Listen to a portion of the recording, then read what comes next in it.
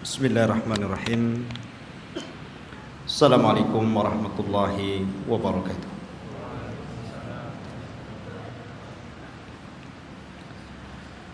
Alhamdulillah. Alhamdulillahilladzi hadana wa kafana wa ja'alana minal muslimin. Alhamdulillah. Alhamdulillahilladzi arsala rasulahu bil huda wa dinil haq liyudhhirahu 'alad dini kullihi wa kafa billahi syahida wa kafa billahi wakila. Asyhadu an la ilaha illallah wahdahu rabbi la syarika lah wa asyhadu anna Muhammadan 'abduhu wa rasuluhu alladzi la nabiyya ba'dahu. فقال الله عز وجل يا أيها الذين آمنوا اتقوا الله حق تقاته ولا تموتن إلا وأنتم مسلمون فإن أصدق الحديث كتاب الله وخير الهدى هدى محمد صلى الله عليه وسلم وشر الأمور محدثاتها وكل محدثة بدعة وكل بدعة ضلالة وكل ضلالة في النار. Ma'asyiral muslimin, jamaah sekalian yang dirahmati Allah Subhanahu wa taala. Alhamdulillah, pada malam hari ini kita kembali berjumpa di Masjid Jabal Arafah. Semoga Allah Subhanahu wa taala membalas yang membangunnya dan juga yang memakmurkannya. Pembahasan pada malam hari ini sengaja kita angkat tentang sejarah Palestina dan juga sejarah Yahudi yang masuk ke Palestina. Kenapa saya angkat permasalahan ini? Karena belakangan ini kita dihebohkan dengan dunia tentang pernyataan pemimpin Amerika Donald Trump yang hendak memindahkan ibu kota Israel ke Yerusalem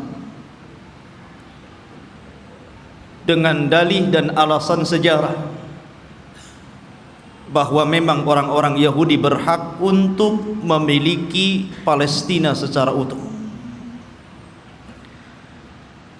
Karena mereka kemudian mengangkat sejarah, maka kita angkat sejarah.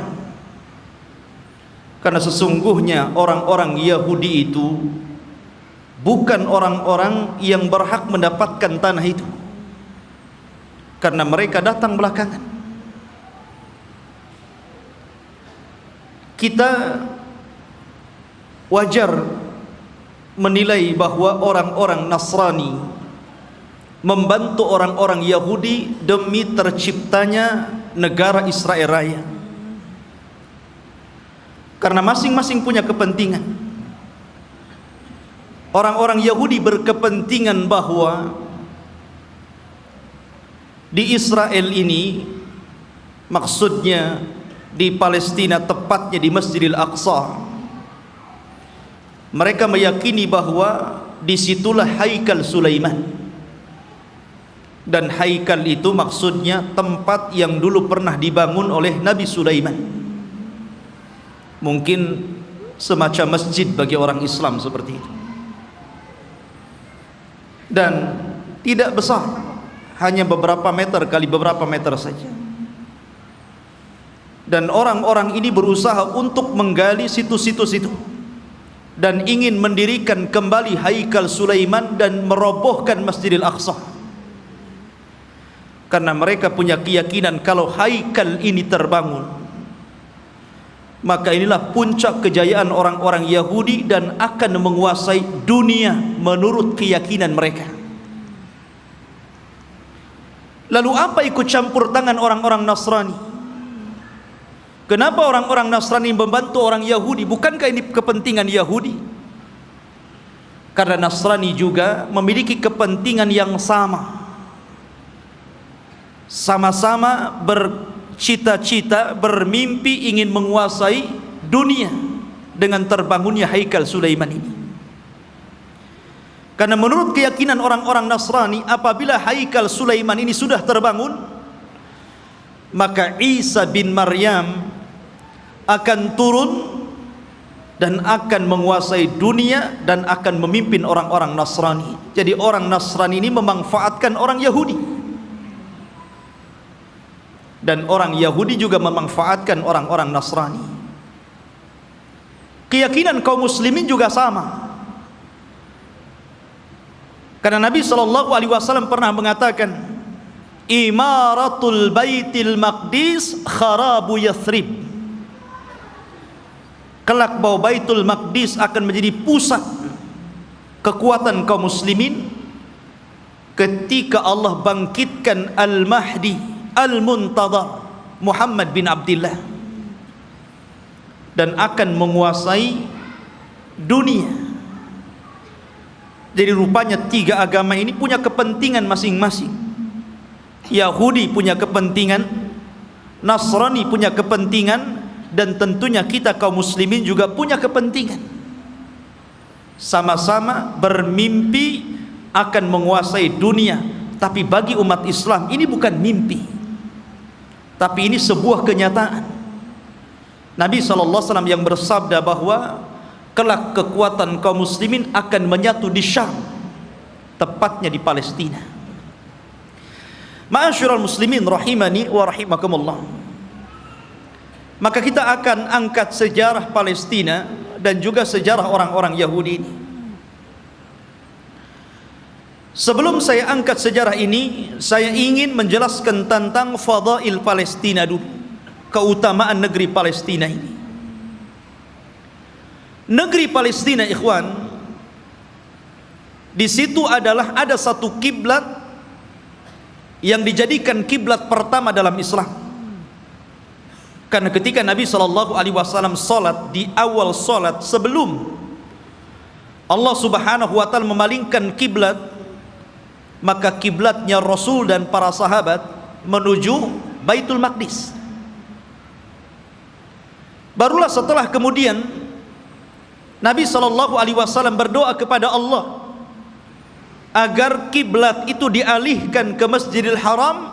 Turunlah ayat, qad nara taqalluba wajhika fis sama falanuwalliyannaka kiblatan tardaha fawalli wajhaka syatral Masjidil Haram. Baru setelah turun ayat ini, maka Nabi SAW kemudian menyuruh seluruh kaum muslimin sejak hari itu, bahkan sampai hari ini, bahkan sampai kiamat dibangkitkan, bahwa kiblat kita telah dirubah dari kiblatnya orang-orang Yahud menjadi kiblat kaum muslimin ke Baitullah Al-Haram. Dari sini menunjukkan bahwa ada sejarah bahwa Baitul Maqdis yang ada di Palestina adalah kiblatnya kaum muslimin. Dan Nabi SAW pernah di-Isra' Mi'rajkan oleh Allah dan sempat salat di Baitul Maqdis, bahkan menjadi imam bagi para nabi. Kemudian ikhwatu fiddin yang dimuliakan Allah Azza wa Jalla, negeri Palestina ini adalah negerinya para nabi dan rasul. Negeri ini adalah negerinya para nabi dan rasul. Negerinya Ibrahim alaihi salatu wassalam, negerinya Ishak, negerinya Ya'qub, negerinya Ismail dilahirkan di situ walaupun kemudian hijrah ke Mekah. Negerinya Daud alaihi salatu wassalam, negerinya Nabi Yusuf, negerinya Sulaiman, negerinya Yahya, dan para nabi banyak diutus di negeri ini. Jadi negeri ini adalah negerinya para nabi. Bahkan sebagian para nabi dikubur di sini, seperti Ibrahim alaihi salatu wassalam dikubur di Khalil, Palestina. Kemudian juga Nabi Yusuf alaihi salatu wassalam dahulu dikubur di Mesir, tapi kemudian jasadnya dibawa ke Palestina dan dikubur di Palestina. kemudian juga kuburannya Nabi Ishaq alaihi salatu wassalam, kuburannya Nabi Ya'qub, Nabi Harun, Nabi Musa. Seluruh para nabi ini dikubur di Palestina. Jadi ini memang negerinya para nabi, ikhwan. Negeri yang sangat suci, negeri tersuci ketiga setelah Mekah, Madinah, kemudian Syam. Dan Nabi sallallahu alaihi wasallam pernah bersabda, tuba lisyam, tuba lisyam, tuba lisyam. Kata Nabi SAW, beruntung orang-orang Syam itu, beruntung orang-orang Syam itu, beruntung orang-orang Syam itu. Kemudian sahabat bertanya, kenapa wahai Rasul? Karena Syam, para malaikat Allah mengepak-ngepakkan sayapnya di atas negeri itu, dan Palestina bagian daripada negeri Syam. Ma'asyiral muslimin, kita tahu bahwa Masjidil Aqsa adalah memiliki keistimewaan yang sangat besar. Sebagaimana ketika Allah Subhanahu wa taala menyebutkan keistimewaan Masjidil Haram, kemudian Masjidil Nabawi, maka Masjidil Aqsa juga sama. Orang yang salat di situ sebanding dengan orang yang salat 500 kali salat di masjid-masjid yang lainnya. Ini keistimewaan yang sangat besar. Bahkan para nabi, para ulama, orang-orang saleh banyak berziarah ke masjid ini. Negerinya para ulama, negerinya kitab-kitab.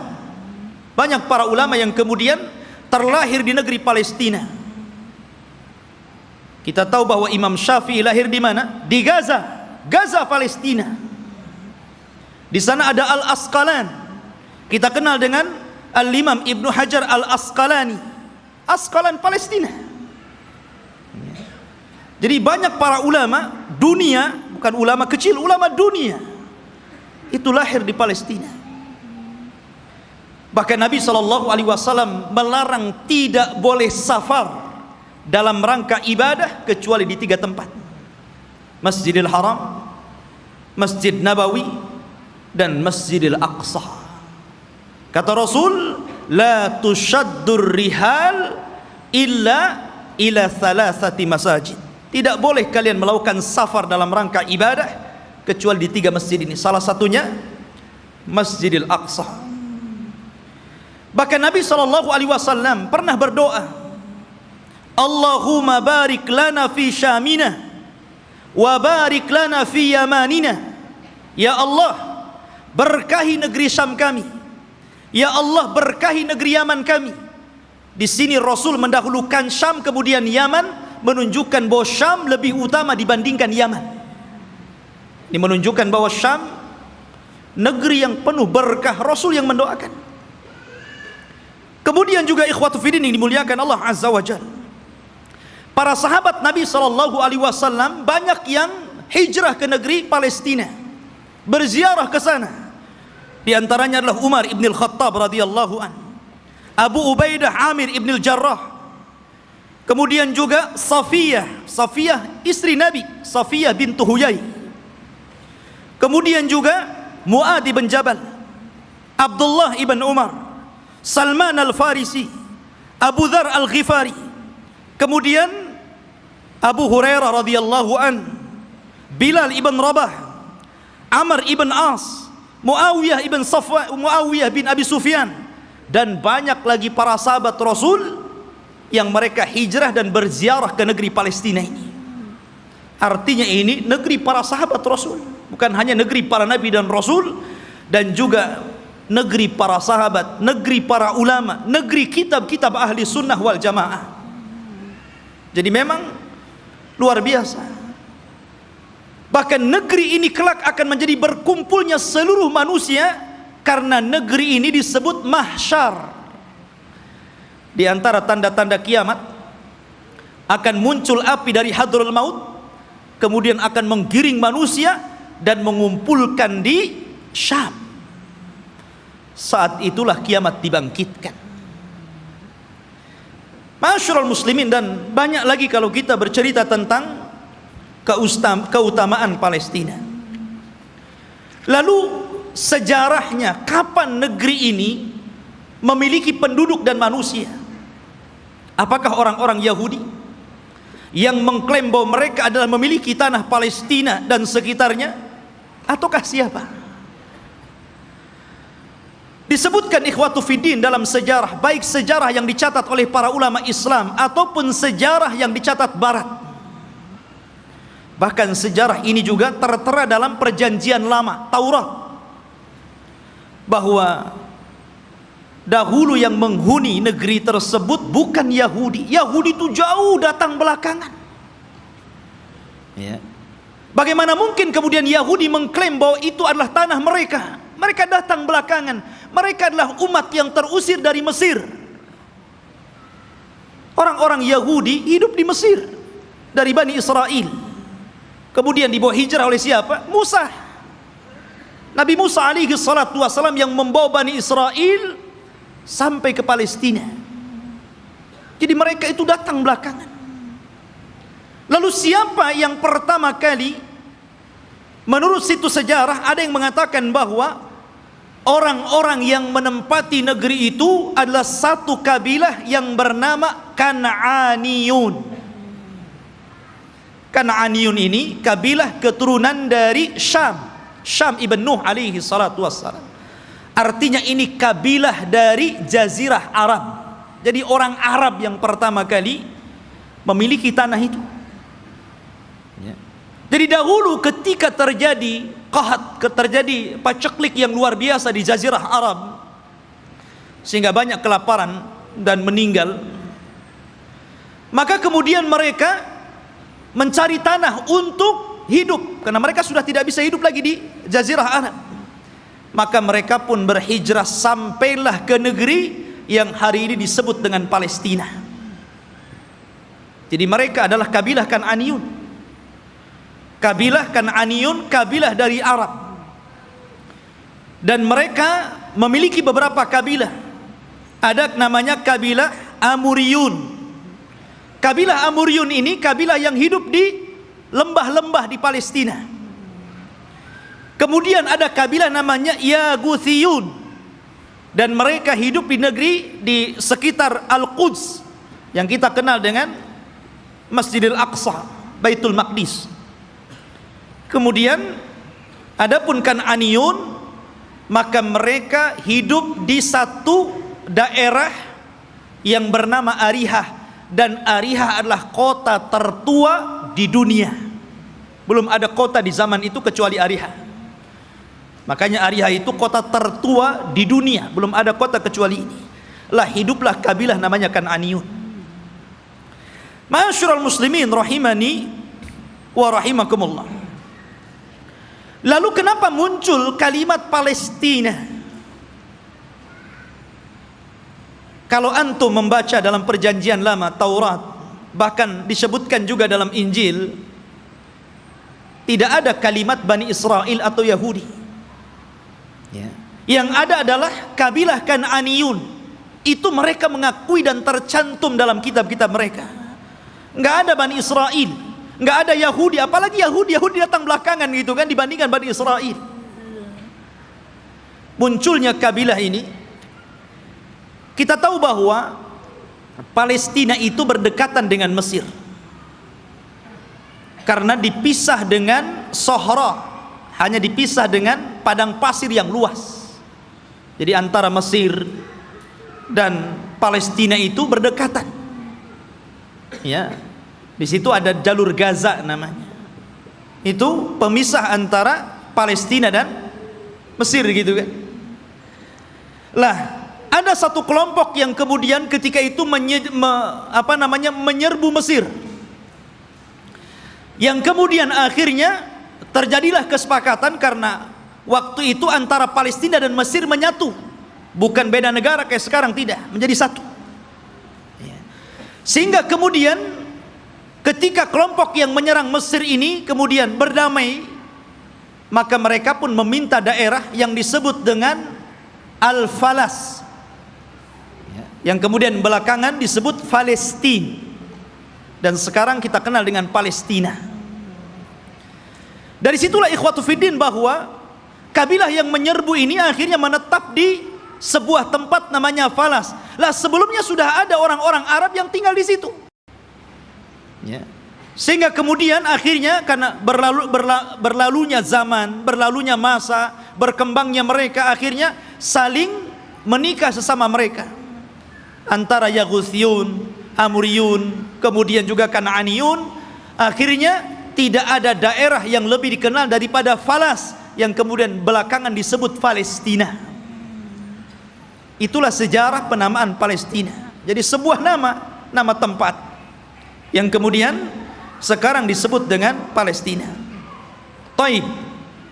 Lalu kenapa kemudian muncul Bani Israel dan belakangan muncul nama Yahudi di sini? Kapan mereka masuk? Kita tahu bahwa ikhwatu fiddin yang dimuliakan Allah Azza wa Jal, kalau kita cerita tentang Yahudi, berarti kita cerita tentang kisah Nabi Ya'qub. Nabi Ya'qub alaihi salatu wassalam dan anak keturunannya. Sedikit saya akan sebutkan tentang kisah Nabi Ya'qub dulu biar antum lebih paham dari mana munculnya orang-orang Yahudi Bani Israel ini. Nabi Ibrahim alaihi salatu wassalam, ikhwan, itu memiliki 2 istri dan 1 budak. Ibrahim itu memiliki 2 istri dan 1 budak. Walaupun yang kita kenal hanya memiliki 1 namanya Sarah dan memiliki budak namanya Hajar. Dia memiliki istri lain dan punya anak. Ya. Tetapi yang masyhur adalah dari Siti Sarah. Lahirlah seorang yang kemudian menjadi nabi penerus Ibrahim namanya Ishak. Nabi Ishak. Dari Ishak inilah kemudian lahir namanya Ya'qub. Ya'qub ini banyak saudaranya. Dan selalu ada konflik antara Ya'qub dan saudara-saudara Ya'qub yang lainnya. Lah Ya'qub ini anak Ishak yang paling saleh, yang kemudian menjadi penerus Ishak, menjadi nabi juga, Nabi Ya'qub namanya. Sehingga dia terkadang di malam hari selalu menyendiri, selalu pergi di malam hari. Dalam bahasa Arab, pergi di malam hari itu namanya Isra. Makanya ada Isra, ada Mi'raj. Isra itu perjalanan malam yang ditempuh Rasul dari Masjidil Haram ke Masjidil Aqsa. Ya. Kemudian karena Ya'qub ini selalu berjalan tengah malam, makanya kemudian dia pun disebut Israel. Karena Isra itu diambil dari suka berjalan tengah malam. Tapi ada juga yang mengatakan Isra itu artinya abdun dan il itu adalah Allah. Jadi artinya Abdullah.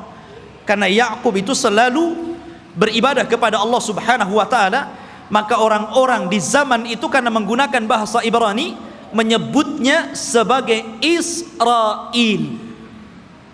Jadi penamaan Israel itu dari siapa? Nabi Ya'qub. Ya. Dan Nabi Ya'qub alaihi salatu wassalam itu memiliki 4 istri, 2 sah dan 2 budak. Maksudnya yang 2 sah istri dia dan 2 budak, dan semuanya melahirkan anak, sehingga jumlahnya menjadi 12. Lah dari salah satu istri Nabi Ya'qub namanya Rahil, lahirlah seorang nabi yang kelak akan meneruskan Ya'qub kenabiannya, namanya Yusuf, dan juga saudaranya namanya Binyamin. Kita tahu bahwa sejarah ini ma'ruf, sering diceritakan kan. Yusuf dizalimi saudara-saudaranya, akhirnya kemudian dibuang ke sumur, kemudian dipungut oleh para pedagang, sampailah di Mesir, kemudian dibeli oleh para pejabat Mesir, kemudian belakangan menjadi bendaharawan Mesir. Dari sinilah kemudian Yusuf memborong seluruh keluarganya dari Palestina menuju Mesir. Tidak ada satupun keturunan Ya'qub yang tinggal di Palestina. Semua berangkat ke Mesir. Tidak ada satupun. Jadi 12 saudara Nabi Yusuf itu semuanya berangkat ke Mesir. Dan ditampung oleh Nabi Yusuf alaihi salatu wassalam karena dia telah menjadi pejabat besar di Mesir, bendaharawan, dan sangat dihormati oleh kerajaan Mesir ketika itu. Lah selama Nabi Yusuf hidup, maka Yakub dan anak-anaknya diberikan sebuah daerah, kemudian mereka hidup di situ, dan mereka mendapatkan fasilitas yang luar biasa disebabkan oleh Nabi Yusuf alaihi salatu wassalam. Maka beranak pinaklah orang-orang ini yang kemudian keturunan dari 12 putra Yakub disebut Bani Israel. Keturunan Israel, Nabi Yakub. Selama mereka berada di Mesir dan Nabi Yusuf masih hidup, mereka dihargai. Mereka hidup senang, hidup mewah, mereka berkembang biak luar biasa. Tapi setelah Nabi Yusuf alaihi salatu wassalam meninggal dunia, mulailah kemudian Mesir menekan mereka. Mulailah suku Kipti, suku terbesar ketika itu yang menguasai Mesir, rajanya namanya Fir'aun, mulailah menjajah Bani Israel ini. Belakangan kemudian Bani Israel menjadi budaknya Fir'aun. Budaknya Fir'aun, tertindas mereka. Karena tertindas inilah, maka kemudian Allah subhanahu wa ta'ala utus kepada mereka secara singkat siapa? Nabi Musa. Nabi Musa diutus kepada mereka menjadi Rasul Bani Israel dan untuk mendakwahi Fir'aun. Dan subhanallah ikhwan,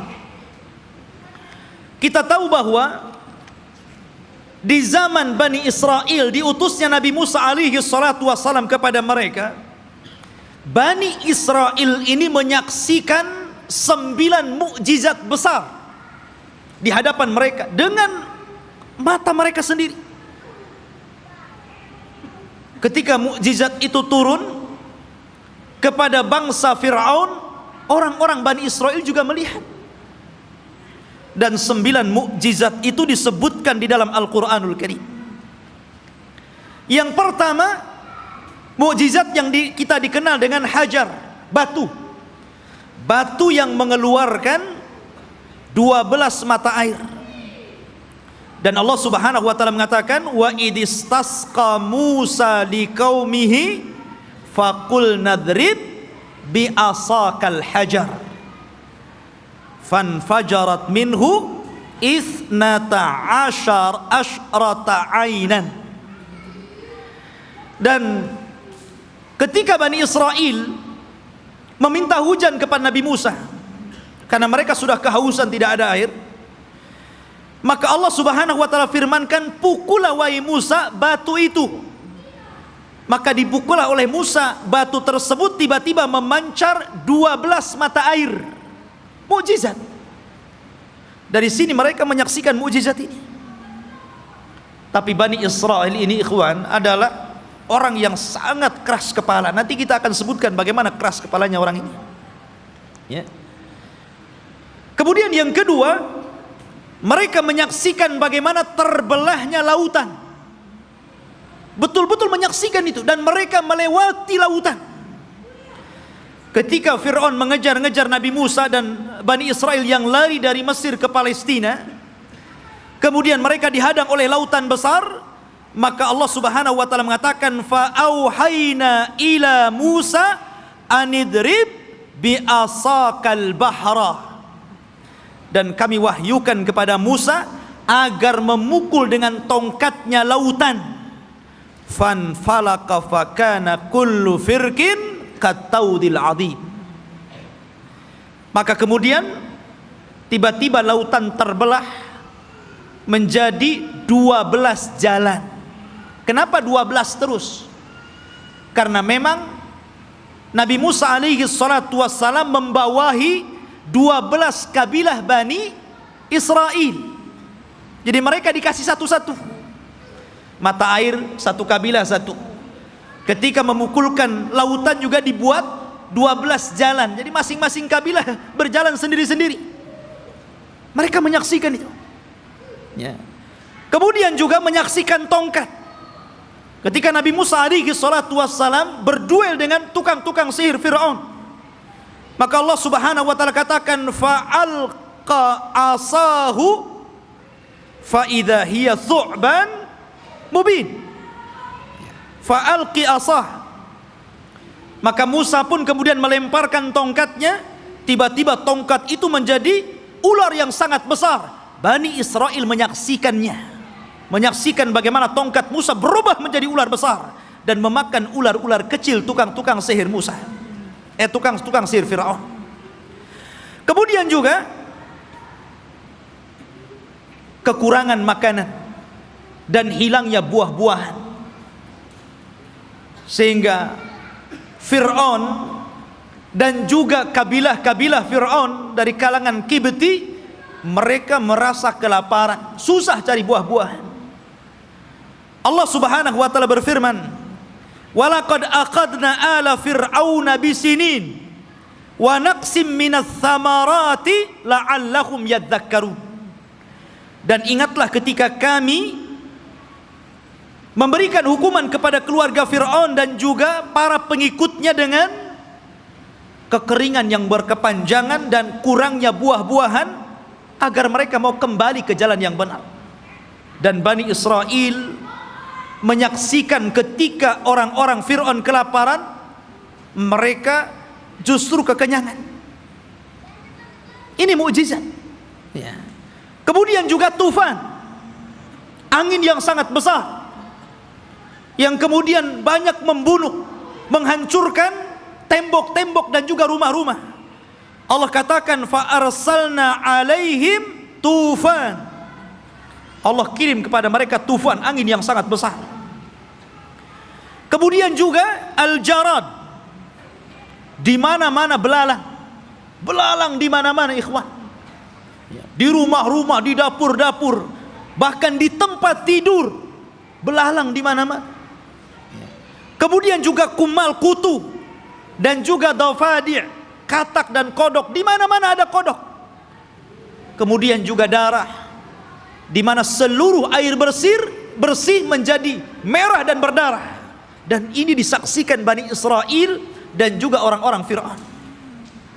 Kemudian juga bagaimana tangan Nabi Musa yang bercahaya, dan banyak lagi mukjizat yang diberikan kepada Musa. Tapi sekali lagi saya katakan, ikhwan, bagaimana degilnya Bani Israel. Allah sudah tampakkan banyak mukjizat kepada mereka, tapi mereka kufur kepada Allah Azza wa Jalla. Kita perhatikan ketika Nabi Musa alaihi salatu wasallam berhasil menyeberangkan Bani Israel sehingga mereka mampu melewati lautan, dan Allah tenggelamkan Fir'aun di Laut Merah.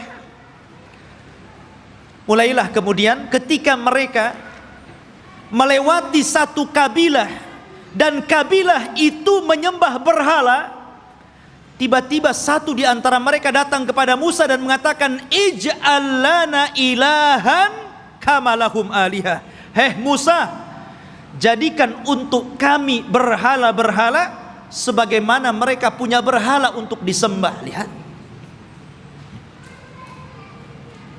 Allah sudah tampakkan 9 mukjizat.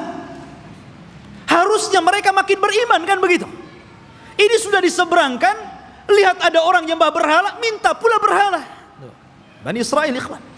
Inilah wataknya orang-orang Yahudi. Makanya Nabi SAW ketika perang Hunain kemudian melewati ada pohon yang di zaman jahiliyah selalu digantungkan pedang dengan keyakinan bahwa kalau mereka gantungkan pedang di situ, maka pedang itu akan ditransfer kekuatan, dan apabila dipakai maka pedang itu akan mudah untuk membunuh musuh. Itu keyakinan orang musyrik tabaruk dengan pohon bidara. Maka sahabat mengatakan, ya Rasulullah, jadikan jugalah pohon sama seperti pohonnya orang-orang musyrik, biar sebelum perang kita gantungkan juga pedang kita di situ. Oh, Rasul marah. Allahu Akbar, kata Rasul.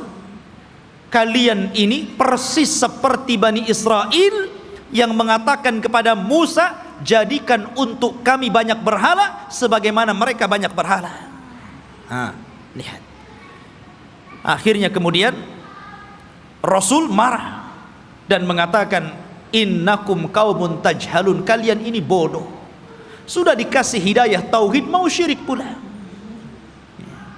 Tidak cukup ikhwatu fiddin, selama perjalanan Nabi Musa alaihi salatu wassalam hijrah menuju Palestina. Ketika itu ikhwatu fiddin, Nabi Musa alaihi salatu wassalam diperintahkan Allah subhanahu wa ta'ala selama 40 malam untuk datang ke Bukit Saina yang disebutkan dalam Al-Quran itu Tur. Namanya ada Suratul Tur. Di situ ada bukit namanya Bukit Saina, Bukit Tur, Tur Sina. Ya. Maka Nabi Musa meninggalkan Bani Israel dan menyerahkan kepada saudaranya Harun. Jadi Harun itu sebagai wakil Musa supaya menjaga akidah Bani Israel, karena dia akan diturunkan kitab termulia pertama yang Allah turunkan, namanya Taurat. Nabi Musa berangkat menuju Tur, kemudian Allah turunkan Taurat dan Allah catat Taurat dengan tangannya. Satu-satunya kitab yang dicatat oleh Allah langsung adalah Taurat. Maka Musa pun kemudian membawa Taurat itu pulang. Sesampainya di Bani Israel, marah Musa. Kenapa? Rupanya Bani Israel yang dulu menyembah Allah, tiba-tiba mereka berubah menjadi penyembah patung sapi, namanya Samiri. Bayangkan, ditinggal 40 hari bisa kufur. Padahal mereka sudah melihat 9 mukjizat besar. Bani Israel ya. Mereka sudah melihat 9 mukjizat, hanya ditinggal 40 hari oleh Nabi Musa bisa kafir, menyembah Samiri, patung sapi. Maka kemudian Nabi Musa marah kepada siapa? Kepada Harun. Sampai disebutkan di dalam Al-Quran, Nabi Musa marah, kemudian mengambil rambutnya Harun dan memegang janggutnya seperti ini, kemudian tarik ke depan. Kalau antum nggak ada janggutnya susah lah. Pegang kepala, pegang janggut, kemudian ditarik sama Musa. Maka Nabi Harun mengatakan, ya bena la ta'khud bilihyati wa bira'si. Wahai anak saudara kandung, jangan kau ambil kepala dan janggutku. Kemudian, innal qauma istad'afuni wa kadu yaqtulunani. Sesungguhnya Bani Israel itu tidak menganggap aku, bahkan mereka mau membunuhku. Bayangkan ya. Sudah meremehkan Nabi Harun, mereka pula akan membunuh Nabi Harun. Jadi kalau Nabi Harun menghalang-halangi mereka menyembah Samiri, maka Harun akan dibunuhnya. Kata Harun, bisa apa aku ya. Maka kemudian Nabi Musa alaihi salatu wassalam diturunkan oleh Allah azza wa jal satu syariat agar mereka bertobat. Bagaimana cara bertobatnya? Mereka diberikan pisau dan agar mereka membunuh diri-diri mereka, gara-gara mereka sudah beralih agama, menyembah Samiri.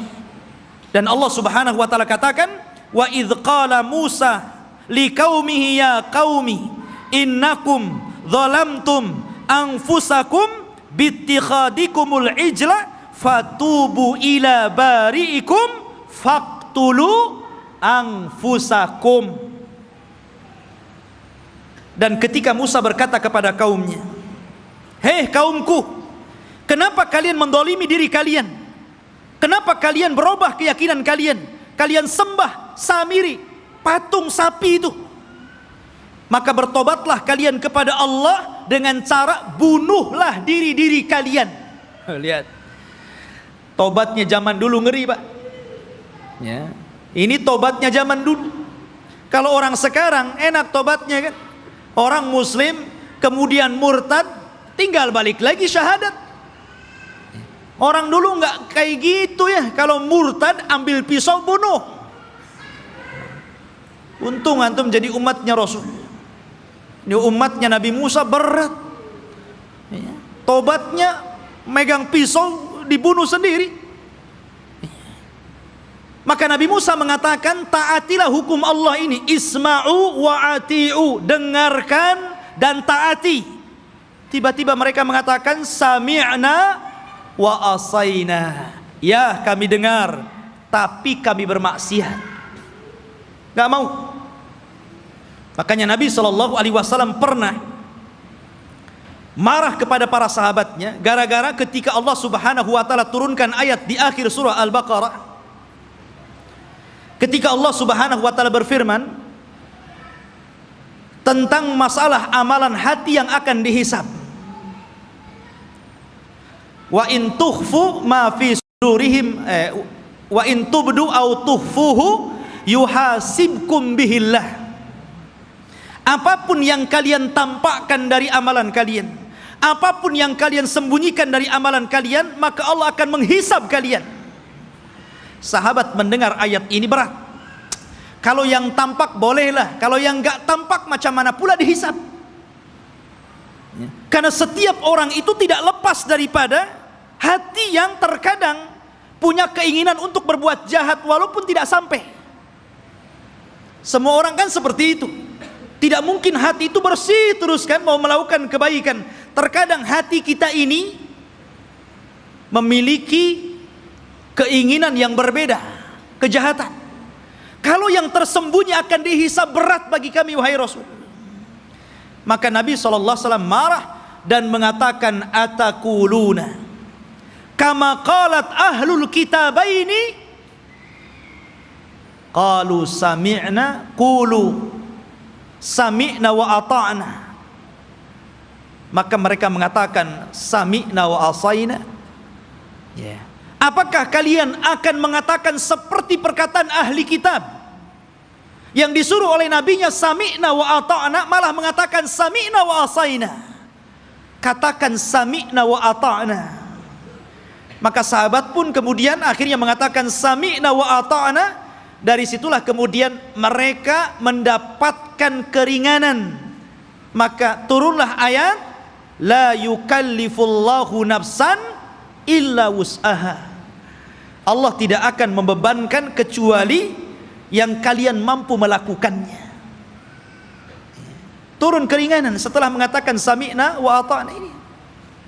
Lah orang-orang Bani Israel ini bukannya sami'na wa ata'na tapi sami'na wa asaina. Marah Nabi Musa karena mereka tidak mau bertobat dengan cara membunuh diri-diri mereka. Akhirnya Nabi Musa alaihi salatu wassalam berdoa kepada Allah agar bukit Tur itu diangkat. Kemudian berada di atas kepala mereka. Mau tobat atau mau dibanting di bukit Tur ini. Coba. Bukit Tur diangkat dan mereka ada di bawahnya. Dan Allah katakan wa idna taqnal jabala fawqahum ka'annahu dhullatun wa dhannu annahu waqi'un bihim khudhu ma atainakum biquwwah wadhkuru ma fihi la'allakum tattaqun. Allah gambarkan ini. Dan ketika kami angkat gunung Tur itu, kemudian seolah-olah gunung itu akan menimpa mereka. Kemudian mereka diingatkan dengan nikmat Allah. Diingatkan bagaimana mereka dulu diperbudak oleh Fir'aun, kemudian diselamatkan oleh Musa, kemudian diberikan nikmat yang banyak. Kalian masih kufur? Barulah ketika bukit akan dibantingkan kepada mereka, barulah mereka mengambil pisau dan membunuh mereka. Oh, jadi mereka melaksanakan itu kalau di bawah ancaman. Itulah Bani Israel, Yahudi itu. Ma'asyiral muslimin rahimani wa rahimakumullah. Belum sampai di situ. Ketika sebagian mereka melihat bagaimana saudara-saudara mereka harus membunuh diri-diri mereka karena mereka telah berpindah keyakinan menyembah Samiri. Rupanya yang melihat kejadian itu juga tidak mau bertobat, tetap juga kufur. Suatu ketika mereka meminta kepada Nabi Musa alaihi salatu wassalam untuk diturunkan maidatan minas sama, makanan tetapi langsung yang membuat Allah dan diturunkan dari langit. Anda bisa bayangkan coba, minta makanan tapi diturunkan dari langit. Apakah kemudian keinginan mereka ditolak? Tidak. Keinginan mereka dikabulkan. Subhanallah. Akhirnya diturunkan makanan namanya manna wassalwa. Manna, diturunkan makanan itu jatuh dari langit, kemudian bergantungan di pohon-pohon.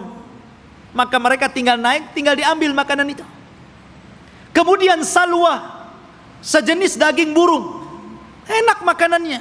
Gimana enggak enak, langsung dari langit makanannya. Ya. Subhanallah. Akhirnya ikhwatu fiddin, mereka bosan. Asik makan itu saja, bosan akhirnya. Ya. Kemudian akhirnya karena bosan, maka mereka meminta kepada Nabi Musa alaihi salatu wassalam, ingin sayur mayur. Bosan dengan ini katanya. Saya ingin sayuran, ada bawang merah, ada bawang putih. Bayangkan. Ya.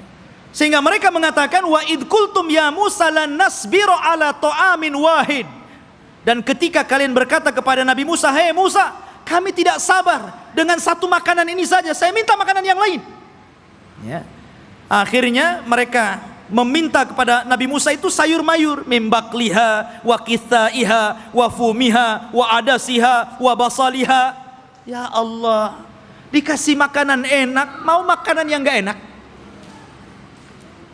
Maka Allah Subhanahu wa taala mengatakan, ya, atastabdiluna alladhi huwa adna billadhi huwa khair, ihbitu misra.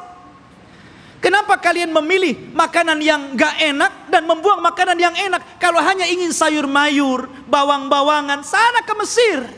Antum tinggal pergi ke kota, beli ada. Kenapa mesti harus kemudian diturunkan dari langit? Degilnya Bani Israel, ikhwan. Ya, sudah Allah Subhanahu wa taala utamakan mereka, tetap saja mereka kufur kepada Allah Subhanahu wa taala. Bahkan suatu ketika ikhwatu fiddin, ini masih di tengah perjalanan hijrah mereka sampai ke Palestina ini, di sepanjang jalan mereka itu diperlihatkan mukjizat yang banyak. Akhirnya suatu ketika ada salah seorang terbunuh. Kemudian Allah Subhanahu wa taala mewahyukan kepada Nabi Musa agar memotong seekor sapi betina. Kemudian dipukulkan dagingnya kepada orang yang mati, maka dia akan hidup sesaat dan akan menyebut siapa pembunuhnya. Tapi orang Bani Israel ini tidak mau melaksanakan dan mengira itu adalah olok-olokan dari Musa. Gimana Musa ini? Kita ini mencari siapa yang membunuh orang ini. Kenapa disuruh menyembelih seekor sapi? Apa kaitan pembunuhan dengan seekor sapi? Maka Musa mengatakan, sudah, lakukan saja. Kalau mereka melakukan, selesai sebenarnya. Tapi mereka mengatakan, sapinya seperti apa? Warnanya kayak apa? Kemudian sapi ini sudah dibajak atau belum? Coba nyari yang susah. Ya. Akhirnya kemudian disifatkan tuh oleh Allah Subhanahu wa taala bagaimana sapinya. Sapinya safraun faqi'ul launuha tasurrun nadirin. Warnanya harus kuning mengkilat, yang kalau orang lihat itu senang. Kan belum tentu ada orang senang, ini harus senang kalau orang-orang melihat. Susah juga kan? Ya. Awanun baina dzalik, harus nggak boleh tua, nggak boleh muda. Ya. La dalulun fihi wala, dan tidak juga pernah dipekerjakan, artinya tidak pernah dijadikan untuk membajak sawah dan kebun. Pokoknya sulit. Makanya Allah mengatakan, hampir-hampir mereka tidak mendapatkan sapi itu. Bukan tidak ada sapinya, ada sapinya, tetapi mereka tidak sanggup menebusnya, karena Allah takdirkan sapi itu yang punya anak yatim. Kemudian karena itu satu-satunya warisan dari orang tuanya, anak yatim yang saleh, dari keluarga yang saleh. Maka malaikat menjelma manusia, ngomong sama anak yatim itu, nak, nanti sebentar lagi ada orang yang akan menawar sapimu. Jangan kau kasih kecuali kau jual dengan seberat emas seberat sapimu. Gimana kan coba? Ngumpulkan emas seberat sapi itu gimana itu? Ya. Akhirnya kemudian karena memang itulah syaratnya gitu kan, harus membeli sapi dengan seberat emas sebesar sapi, ya terpaksa orang-orang mengumpulkan apa yang diminta anak itu. Kaya anak ini kan gitu. Ya, coba. Seperti itu ta'annutnya orang-orang Bani Israel. Jadi memang, aduh, orang Bani Israel ini keras kepala. Jadi antum jangan kayak Bani Israel, keras kepala. Ya. Bahkan setelah kejadian ini betul-betul mendapatkan sapi, kemudian dipukulkan kepada orang mati dan hidup lagi, kemudian menyebut siapa pembunuhnya. Bukannya mereka bertobat dengan melihat mukjizat ini, bahkan summa qasat qulubuhum, malah keras hatinya ikhwan, makin keras. Bahkan Allah mempermisalkan, kalau hati ini keras, batu loh, kalau terkena tetesan air bisa bolong. Tapi hatinya Bani Israel lebih keras daripada batu. Tuh, bayangkan. Itu Bani Israel. Seperti itulah orang-orang Yahudi. Akhirnya ikhwatu fiddin, setelah kemudian mereka pun berjalan jauh meninggalkan Mesir gitu kan. Ada sebuah kejadian. Mereka tersesat. Mereka tersesat dan tidak bisa masuk dan meneruskan perjalanan. Karena ada satu wasiat Nabi Yusuf yang belum pernah mereka tunaikan. Di mana Nabi Yusuf itu berwasiat agar jasadnya dipindah dari Mesir dan dikubur di Palestina. Dan ketika itu tidak ada yang tahu di mana letak kuburan Nabi Yusuf alaihi salatu wassalam kecuali seorang nenek tua. Dan ini teringat dengan kisah Rasul ketika pulang dari peperangan. Ketika itu Nabi Shallallahu Alaihi Wasallam kehabisan bekal, kemudian singgah di salah satu perkampungan di perbatasan Madinah, perkampungan orang-orang Yahudi yang terusir dari Madinah karena berkhianat. Rupanya Rasul dijamu oleh seorang nenek Yahudi. Karena sudah kehabisan bekal, maka Rasul pun mampir dan diberikan jamuan yang luar biasa. Nabi itu tidak pernah melupakan kebaikan orang, walaupun yang berbuat baik itu orang kafir. Karena balasan yang baik itu harus kebaikan ikhwan. Orang kalau sudah berbuat baik kepada antum, telah memberikan jasa kepada antum, apakah berupa ilmu, berupa pendidikan, harusnya dibalas dengan kebaikan, bukan malah dizalimi orang tersebut. Ya. Lah Nabi SAW tidak seperti itu. Walaupun yang berbuat baik orang kafir, dia akan berusaha untuk berbuat baik kepada orang yang telah berbuat baik kepada dia. Jadi dia ngomong sama nenek itu, "Nek, kamu sudah berbuat baik kepada saya. Kira-kira apa yang akan kau minta?" Karena Rasul kan baru pulang dari peperangan, banyak membawa harta ghanimah, harta rampasan perangan gitu. Kata nenek tersebut, "Karena engkau memintanya wahai Muhammad, aku ingin seorang pembantu. Berikan untukku pembantu agar aku bisa hidup tenang. Ada yang ngurus pembantuku." Maksudnya budak untuk membantu dirinya di rumahnya. Kata Rasul, "Baik, saya akan kasih. Apalagi nek?" Kata nenek tersebut, "Aku ingin seekor unta, agar kalau kemana-mana aku tidak jalan kaki. Aku kan punya kendaraan." Dan unta di zaman itu ikhwan, kendaraan yang mewah. Makanya Rasul sallallahu alaihi wasallam kalau mempermisalkan sesuatu itu pasti dengan unta. Kata Rasul kepada Ali, "Wahai Ali, kalau lantaran lisanmu ada satu orang dapat hidayah, lebih baik daripada unta merah."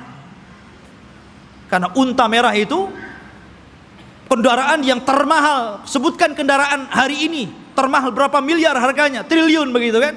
Itulah unta merah. Makanya Nabi SAW ketika menikah dengan Khadijah, maharnya itu dengan unta, ya, bukan dengan sapi, bukan dengan kambing, tapi dengan unta. Dan tidak tanggung-tanggung 20 ekor unta. Itu maharnya Rasul. Dan semuanya betina, di mana unta betina lebih mahal dibandingkan unta jantan. Anda bisa bayangkan satu unta itu, kalau antum membeli satu buah Avanza itu bisa. Berarti maharnya Rasul itu 20 mobil Avanza. Coba. Tapi saya yakin ibu-ibu paling diberi seperangkat alat sholat. Ya kan?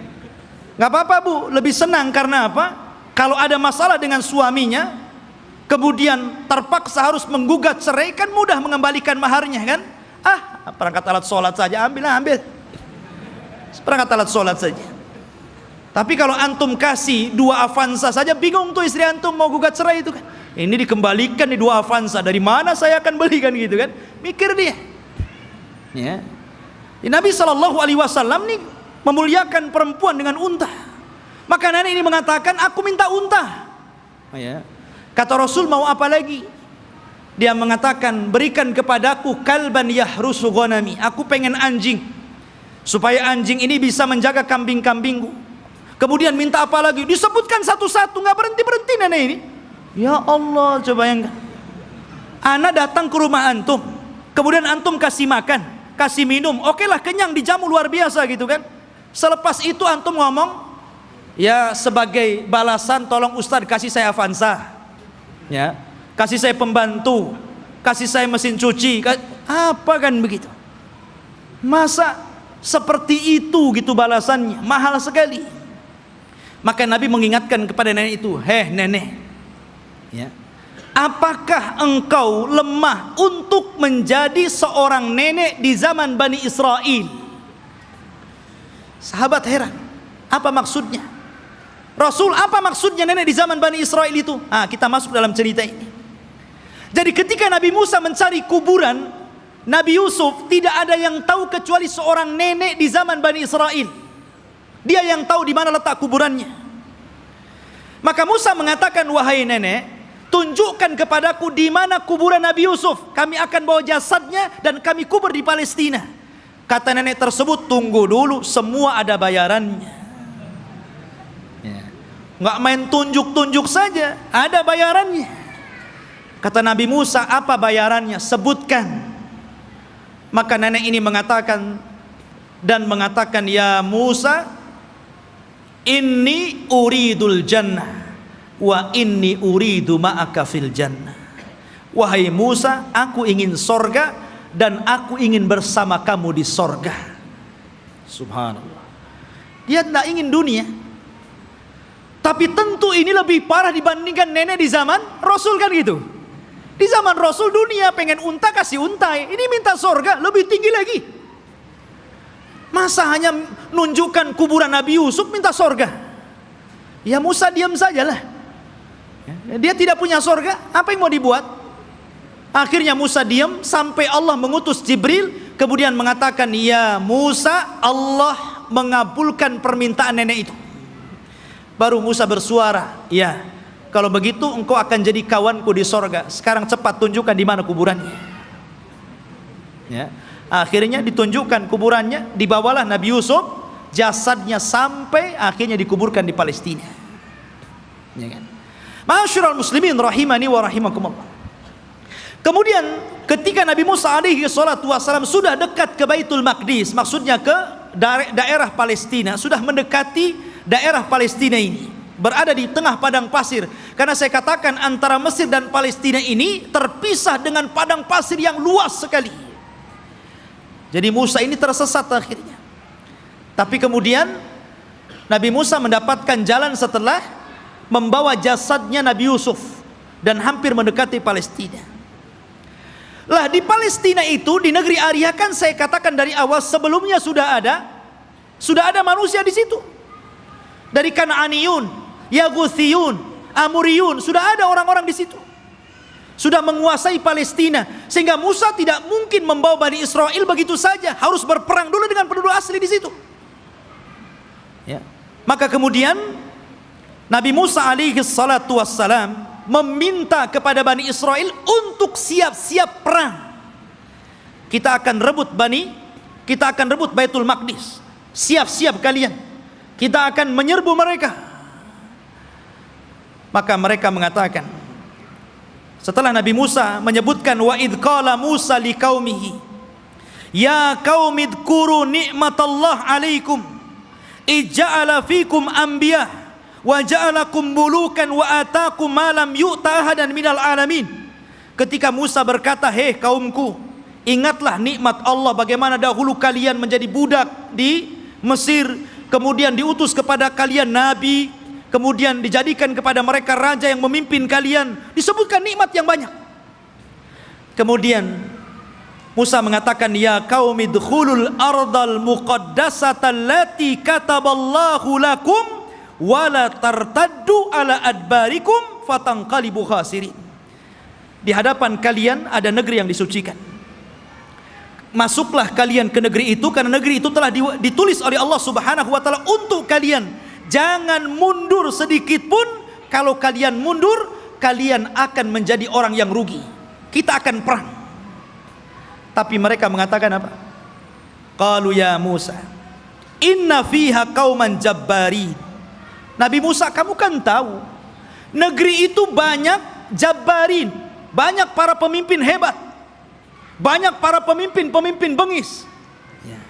Inna lanadkhulaha, kami tidak akan masuk hatta yakhruju minha, sampai orang-orang itu keluar. Fa in kharaju minha fa inna dakhilun, kalau mereka sudah keluar dari negeri itu, kami yang masuk.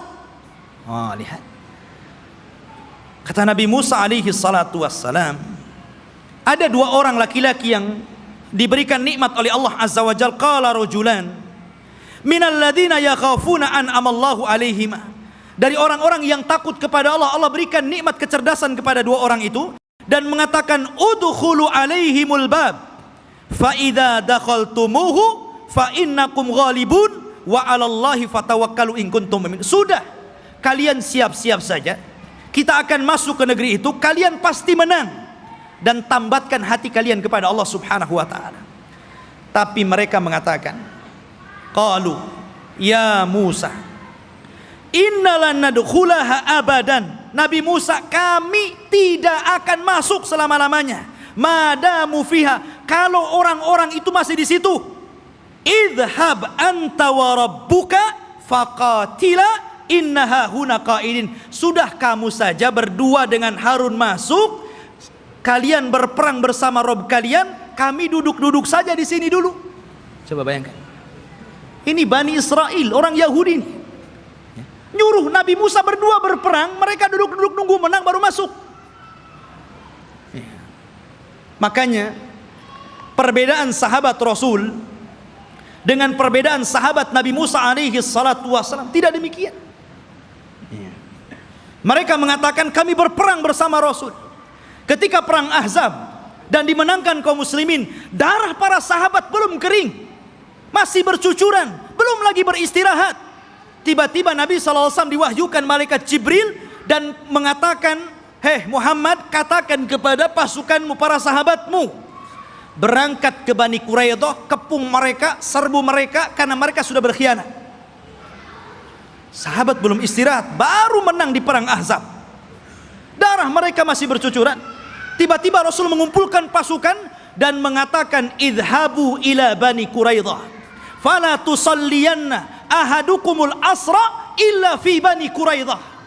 Kata Rasul, berangkat kalian semua, serbu Bani Quraidah, jangan sholat asar di jalan sampai kalian tiba di Bani Quraidah, serbu mereka.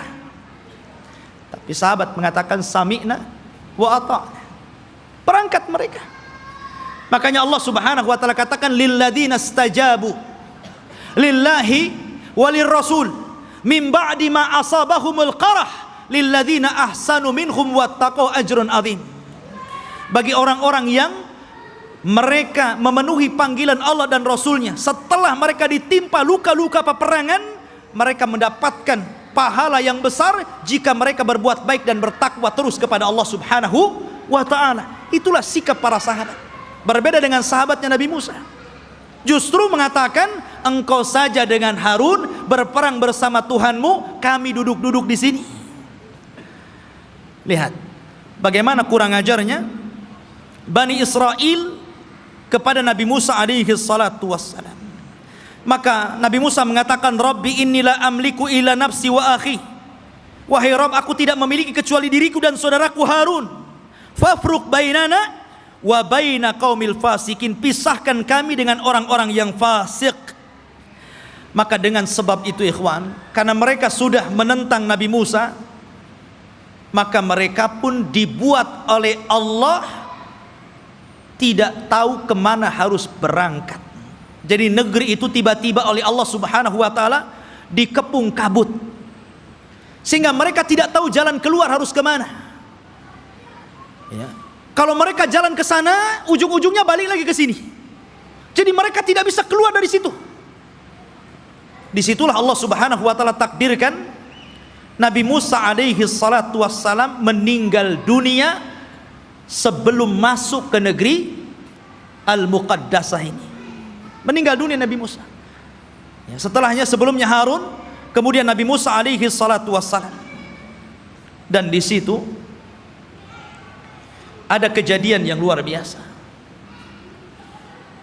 Nabi Musa alaihi salatu wassalam difitnah oleh Qarun. Difitnah oleh Qarun. Ya. Dan kisah Qarun ma'ruf. Akhirnya belakangan ditenggelamkan oleh Allah Subhanahu wa taala ke dasar bumi dengan hartanya. Sehingga ada istilah harta Qarun katanya. Tapi yang jelas bahwa Nabi Musa meninggal dunia dan ketika itu digantikan oleh pembantunya namanya Yusha ibn Nun. Akhirnya dia pun diangkat menjadi nabi. Yusha bin Nun ini adalah kawannya Nabi Musa dan juga pembantunya. Dialah yang menemani Nabi Musa ketika mencari Khidir.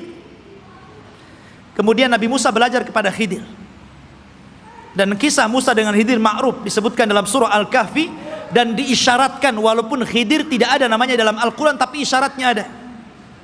Tapi yang jelas bahwa Yusha bin Nun lah yang kemudian berhasil membawa Bani Israel dan masuk ke Baitul Maqdis. Allah menangkan dalam peperangannya. Jadi Nabi Yusha inilah yang membawa pasukan kemudian berperang dan berhasil menguasai Baitul Maqdis.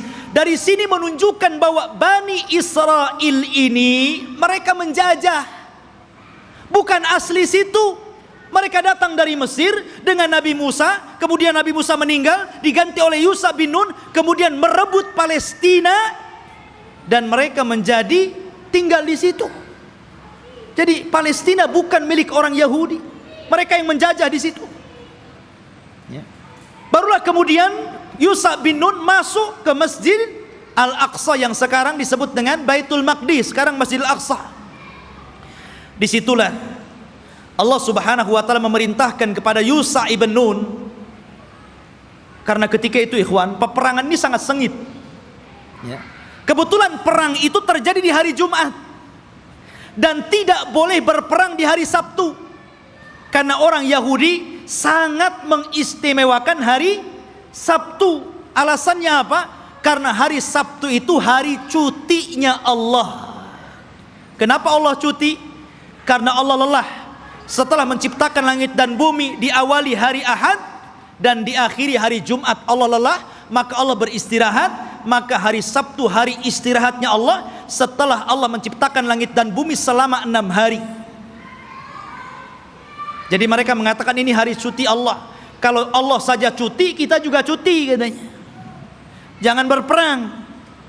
Ya. Tapi Allah kemudian bantah, wa ma massana min lughub. Kami tidak disentuh dengan keletihan, kata Allah. Enak saja kami istirahat. Ya. Maka kemudian ikhwatu fillah, karena perang ini terus berkecambung, hampir matahari tenggelam dan masuk ke hari Sabtu. Ini kalau matahari tenggelam masuk hari Sabtu kan nggak boleh perang tuh. Akhirnya Yusha bin Nun memperlihatkan mukjizatnya. Dia nunjuk kepada matahari, innaki ma'murah wa ana ma'mur. Kamu diperintah Allah, saya juga diperintah Allah. Jangan bergerak dulu sampai perang ini menang. Oh, berhenti matahari. Ya. Matahari diem, betul-betul sampai menang perang itu. Matahari nggak bergerak. Nah, itu mukjizatnya Yusha bin Nun, menghentikan matahari sampai menang perang, betul-betul menang. Akhirnya setelah menang baru matahari berjalan dan masuk ke hari Sabtu. Setelah menang inilah maka Allah perintahkan masuk ke Baitul Maqdis sajidan dengan penuh tawadu, dengan penuh merendahkan diri, menundukkan kepala. Kata Allah Subhanahu wa taala mengatakan, masuklah kalian dengan sujud. Maksud sujud itu maksudnya dengan ruku, karena sujud nggak mungkin bisa jalan orang sujud. Ya, dengan menundukkan kepala. Tapi Bani Israel ini degil. Ya. Disuruh maju masuk ke Baitul Maqdis nundukkan kepala, malah berbalik, malah kemudian berjalan lewat punggung, membelakangi Baitul Maqdis sampai mundur gitu. Disuruh maju nundukin pandangan malah berbalik, malah mundur. Bayangkan, Bani Israel sudah dikasih mukjizat, ditampakkan matahari, masih juga menentang Yusha ibn Nun. Bukan itu saja, mereka disuruh untuk membaca Hittah. Masuklah ke Baitul Maqdis dan bacakan Hittah. Hittah itu artinya, ya Allah ampuni dosa-dosaku, ya Allah ampuni dosa-dosaku. Digantinya kalimat Hittah menjadi Hintah. Bayangkan, apa Hintah? Ya Allah berikan makanan, ya Allah berikan makanan. Disuruh minta ampun malah minta makanan. Bani Israel, mereka sudah dimenangkan, tinggal masuk saja, masih kurang ngajar gitu kan. Ma'asyiral muslimin rahimani wa rahimakumullah. Akhirnya mereka pun tinggal di Baitul Maqdis. Lah, ketika kemudian Yusha bin Nun berhasil menguasai Baitul Maqdis dan menempatkan orang-orang Yahudi atau Bani Israel di Baitul Maqdis dan menguasai Palestina, maka kemudian Yusha ibn Nun pun meninggal dunia. Ketika Yusha ibn Nun meninggal dunia, maka di sini ikhwatu fiddin yang dimuliakan Allah Azza wa Jalla, ketika itu Bani Israel memiliki beberapa hukum. Pertama, mereka dipimpin oleh para nabi. Jadi ketika Yusha bin Nun meninggal, ada nabi. Kemudian nabi ini meninggal, muncul lagi nabi. Nabi ini meninggal, muncul lagi nabi. Bahkan ada satu tempat itu nabinya 3, rasulnya 3. Diutus banyak para nabi, ribuan para nabi diutus. Ketika itu yang memimpin para nabi. Akhirnya Bani Israel bosan, asik nabi terus yang mimpin. Kami mau raja, nggak mau nabi. Nah, bayangkan, nolak nabi mau raja. Ya, ketika itu nabi yang terakhir yang diutus kepada mereka sebelum mereka menjadikan sistem kerajaan adalah Nabi Samuel. Dan Nabi Samuel ini pernah didapati kuburannya di zaman Umar bin Khattab ketika menyerbu Persia. Ketika Umar ibn Khattab berhasil menguasai Persia dan merebut Baitul Maqdis di tangannya, ketika itu dia menjajah satu kota. Rupanya di kota itu ada kuburan Nabi Samuel dan diagungkan penduduknya. Maka Umar ingin mencegah kesyirikan. Tengah malam digalinya kuburan Samuel, kemudian dipindah ke tempat lain, dijadikan 9 kuburan palsu, yang 1 asli, yang 8 palsu. Orang nggak tahu mana Samuel 1. Jadi bingung tuh. Yang tadinya suka minta-minta ke kuburan, bingung. Ini ada 9 kuburan, yang mana 1 yang Samuel ini? Coba kalau kuburan wali kayak gitu ya, bingung orang. Dikubur tuh. Dikubur tempat lain, malam-malam dibuat kuburan palsu banyak-banyak. Di zaman Umar bin Khattab. Makanya Umar itu orang yang paling keras dalam penyimpangan tauhid. Ketika ada orang yang kemudian mulai sholat di satu pohon yang dulu Rasul pernah berbaiat, namanya Baiatur Ridwan, karena sudah mulai digunakan sholat, meminta-minta, ditebang pohon itu sama Umar. Nggak boleh ada orang kesini lagi, walaupun Rasul pernah berbaiat di sini. Harusnya antum begitu. Kalau ada pohon beringin, orang minta-minta di situ, ambil singso, tebas tuh beringinnya. Tapi baca bismillah dulu ya. Nanti antum kesurupan pula di beringin. Khotibin ini dimuliakan Allah Azza wa Jalla. Kemudian akhirnya kata Nabi Samuel, baik. Karena ketika itu ikhwatufidin ini dimuliakan Allah Azza wa Jalla, karena terjadi perang saudara, maka muncullah di luar dari Bani Israel ada satu kelompok besar namanya Jalut. Jalut ini orangnya besar-besar raksasa, ya, dan punya pasukan besar. Dialah yang kemudian mengambil tabut. Tabut itu isinya apa? Isinya pusaka-pusaka Nabi Musa. Di situ ada Taurat, di situ ada tongkatnya Nabi Musa, di situ ada pakaiannya Nabi Harun dan Musa. Pokoknya peninggalan Musa dan Harun dijadikan satu tempat, kemudian dikotak, disebut tabut namanya. Tabut itu dicuri oleh Jalut dan pasukannya. Maka Bani Israel tidak bisa apa-apa melawan Jalut. Akhirnya kemudian minta kepada Nabi Samuel untuk dikirim kepada mereka seorang raja yang akan memimpin jihad melawan Jalut. Maka Nabi Samuel kemudian atas perintah wahyu dari Allah, maka ditunjuklah Talut sebagai raja pertama Bani Israel. Talut ini orang miskin, tukang ngasih minum keledai penggembala, ya kan? Kata Bani Israel, masa si Talut jadi raja? Siapa si Talut itu kan gitu? Nggak punya nasab, orang miskin, nggak punya harta, nggak mau. Ya, kami mau raja itu yang wah, yang gagah, yang kaya, yang punya harta. Si Talut pula jadi raja, nggak mau. Ya kan? Akhirnya kemudian Allah Subhanahu Wa Taala tunjukkan kehebatan Talut ini. Diutusnya malaikat, kemudian malaikat ini mengambil tabut yang ada di Jalut, kemudian diserahkan kepada Talut, menunjukkan bahwa sekarang Talut sudah punya tabut. Kalian gak percaya juga dengan Talut? Dari situlah sebagian mereka mulai mau mengikuti Talut dan sebagian yang lainnya mau menolaknya. Maka Talut mengatakan, kita akan berangkat jihad, persiapkan kalian. Tapi Allah akan menguji kalian. Kalau nanti kalian melewati sungai, jangan banyak minum di situ. Kalau mau minum, bolehlah satu kepal, gurfatan wahid, ya satu dayung saja, nggak boleh banyak-banyak. Kalau banyak-banyak kalian akan kalah. Berangkatlah pasukan Talut menuju pasukan Jalut. Ya kan? Rupanya betul di tengah mereka ada sungai, karena mereka sudah kelelahan, kehausan, ada sungai. Wah, nggak peduli dengan Talut, minum banyak-banyak orang itu. Dari berapa ribu gitu kan, hanya tinggal separohnya yang masih nurut dengan Talut. Akhirnya yang ini pulang, melihat pasukan Jalut gede-gede, nggak berani pulang.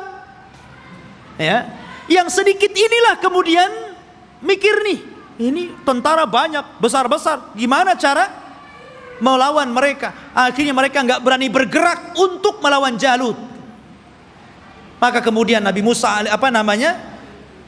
Nabi Raja Talut mengatakan, siapa yang akan berperang dan berhasil membunuh Jalut, maka aku kawinkan dia dengan putriku.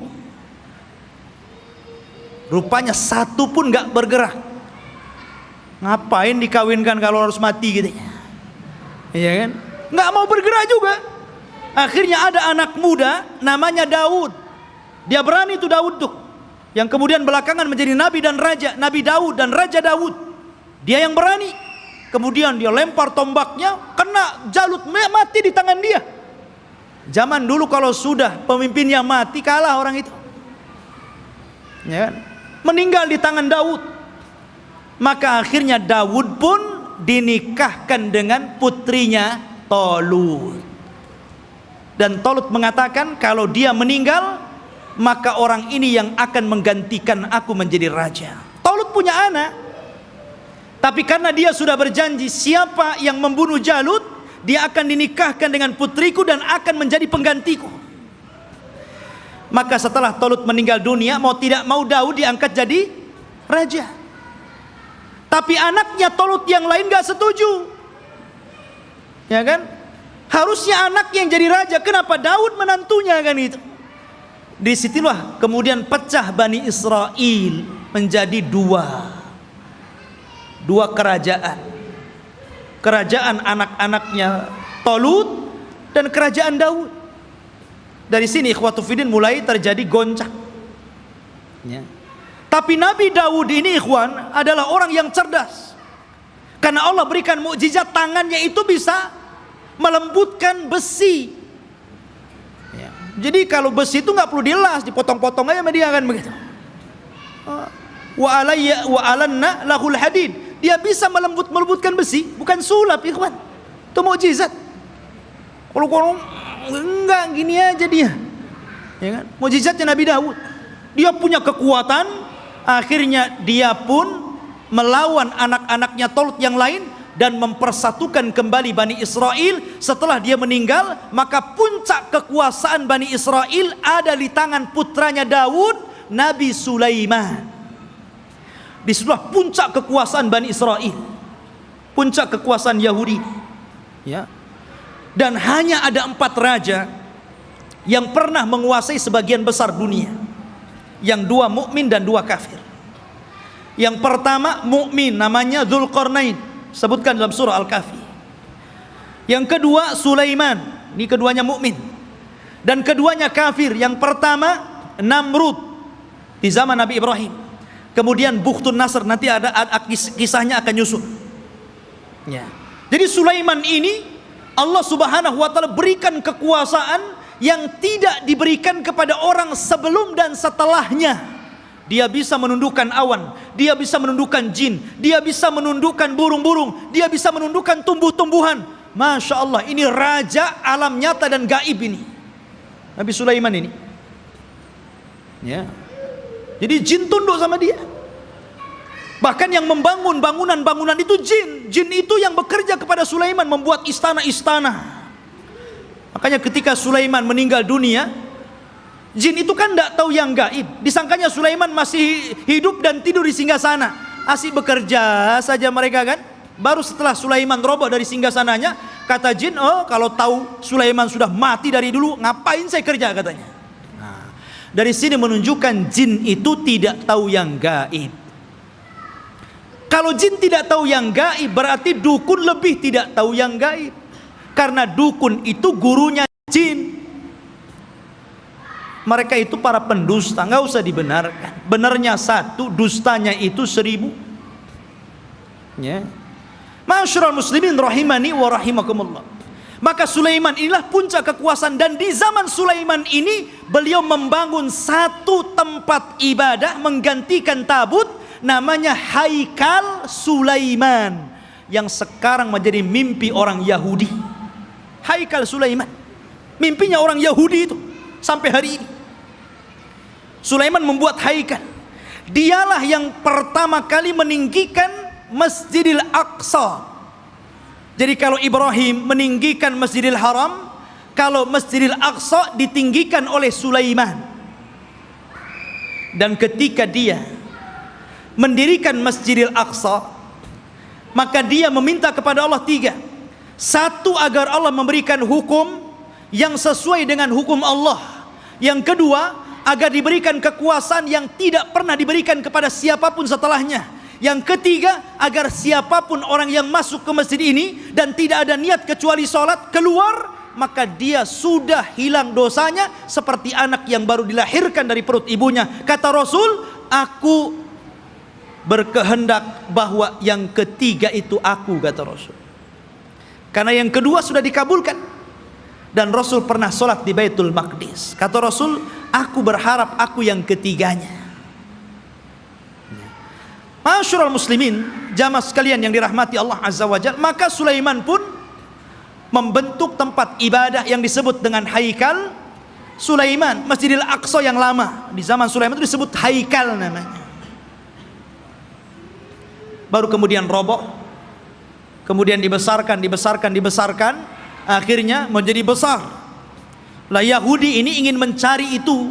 Dulu ketika Sulaiman mendirikan Masjidil Aqsa yang disebut dengan Haikal itu, dari mana ke mana, berapa meter, lebarnya berapa meter, kemudian panjangnya berapa meter. Kalau sudah ketemu situs ini, maka mereka akan membangun Masjidil Aqsa mau dirobohkan. Sehingga Haikal lah yang naik. Itu tujuan Yahudi sampai hari ini. Makanya mereka membolongi itu. Masjidil Aqsa itu bolong bawahnya. Makanya tidak bisa menampung banyak-banyak. Kalau banyak nanti roboh itu. Karena di situ ikhwatu fiddin, di bawah tanahnya itu, di bawah tembok ratapan itu, mereka mencari-cari di mana tempat haikalnya Sulaiman. Jadi para ilmuwan Israel terus mencari dan akan membangunnya. Dan mereka ingin mendirikan Israel Raya persis di atas Haikal Sulaiman. Makanya si Trump itu, Donald Trump ya, mereka orang-orang Israel didukung oleh Amerika untuk menguasai Yerusalem, yang memang Masjidil Aqsa ada di situ, dan bercita-cita untuk membuat negara Israel Raya. tepat di atasnya haikal Sulaiman. Alhamdulillah negara kita tegas menolaknya, dan negara-negara yang lain juga tegas. Bukan hanya orang Islam, di luar Islam pun sebagian mereka menolaknya. Tapi yang jelas saya katakan, yang namanya Yahudi dan Nasrani itu akan sekongkol sampai pun ketika Malhamatul Kubra di akhir zaman, perang besar yang tidak ada perang setelahnya, tetap saja Yahudi dan Nasrani itu akan sekongkol melawan kaum muslimin. Ya kan? Masyarul muslimin, sampailah ketika Sulaiman meninggal dunia, anak-anak Sulaiman ini mulai berebut kekuasaan. Ya. Karena berebut kekuasaan, goncanglah Bani Israel. Sudah tidak ada raja lagi. Raja itu cuma 3 di zaman Bani Israel, Talut, Daud, dan Sulaiman. Setelah itu nggak ada raja lagi. Akhirnya mereka pun berpecah, satu demi satu berpecah. Lemahlah orang-orang Yahudi. Ketika mereka lemah inilah, maka bangsa-bangsa luar mulai menjajah orang-orang Yahudi. Lah dari situlah datang pasukan dari Irak, pasukan Babil, yang kemudian menghancurkan Yahudi, menawan mereka dan memperbudak mereka, dibawa ke Irak, sebagainya lari ke Mesir. Dan ketika muncul seorang perdana menteri yang kemudian menguasai Babil, namanya Bukhtun Nasr, dialah yang kemudian menghancurkan negeri Palestina sehancur-hancurnya dan merobohkan haikal Sulaiman. Hancur lebur. Orang-orang Yahudi ditindas, orang-orang Yahudi diperbudak oleh Bukhtun Nasr ini. Hancur semuanya. Sampai disinilah Taurat hilang. Alwah Taurat hilang. Orang-orang Yahudi bingung. Akhirnya sebagian mereka mulai merangkai Taurat, sehingga akhirnya dari situlah kemudian campur tangan ucapan firman Allah dengan campur tangan ucapan manusia, mulailah muncul pada Taurat. Sehingga kemudian Taurat mulai berubah dari aslinya, yuharrifunal kalima an mawadi. Dari sinilah Yahudi tersesat.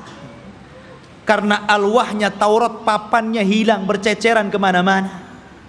Karena Palestina dihancurkan Bukhtun Nasr.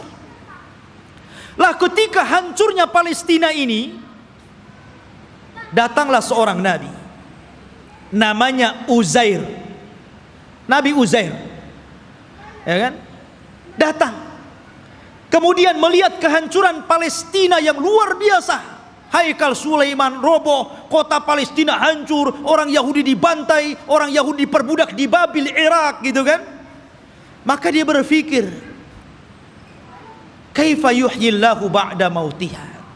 Bagaimana Allah bisa menghidupkan kota yang hancur setelah dulu kota ini sangat ramai, sangat indah, sangat bagus. Akhirnya Allah Subhanahu wa taala menidurkan Nabi Uzair 100 tahun. Fa'amatahullahu mi'ata amin summa ba'athah.